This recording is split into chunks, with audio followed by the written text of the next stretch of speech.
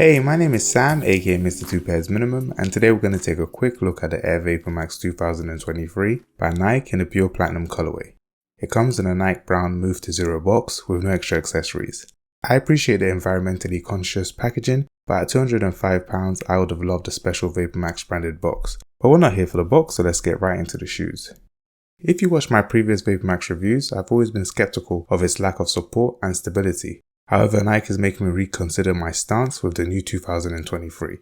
First, this updated Flyknit upper feels a lot more stretchy, while maintaining its ability to contract when needed. The padded T-towel lined ankle collar and tongue combined with its VaporMax 2.0 sole makes this not only the most comfortable, stable, yet supportive VaporMax ever made, it's arguably the best looking in my opinion.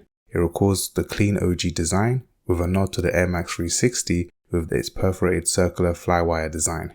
I love the gradual slope to its shape, and my feet appreciates the rounded forefoot design. Sizing wise, I stay true to size.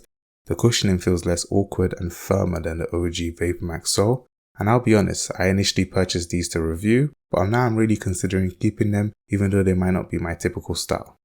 As usual, purchase links will be in the YouTube description. While you're there, hit the like and subscribe button and comment Max to show me you enjoyed this video. Now let's discuss, did you pick these up, did you miss out, or did you pass? Let me know your thoughts in the comments below. Apart from that, have a good day.